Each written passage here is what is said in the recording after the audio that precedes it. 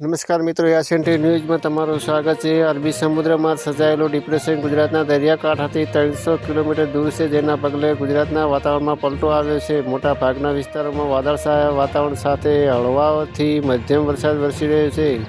આ ડિપ્રેશનના પગલે આગામી 1 નવેમ્બરના રોજ અમરેલી, ભાવનગર, ભરૂચ અને સુરતમાં ભારે વરસાદની આગાહી સાથે યલો એલર્ટ આપવામાં આવ્યું છે। જી હા મિત્રો, એક મહત્વના સમાચાર સામે આવી રહ્યા છે। આ સાથે રાજ્યના ઘણા વિસ્તારોમાં આગામી 3 દિવસ જોવા જઈએ તો ભારે વરસાદ અને વાવાઝોડાની ચેતવણી આપવામાં આવી છે। જી હા મિત્રો, એક મહત્વના સમાચાર, જોકે આ સિસ્ટમ આગામી 24 કલાકમાં ધીમે ધીમે નબળી પડી જશે। આગળ જોવા જઈએ તો મિત્રો, અમદાવાદ શહેરમાં પણ હળવાથી મધ્યમ વરસાદ રહેશે અને જોવા જઈએ તો ઠંડો પવન ફૂંકાશે। જોકે વહેલી સવારથી વાતાવરણ ધુમ્મસ ભર્યું જોવા મળ્યું હતું અને જોવા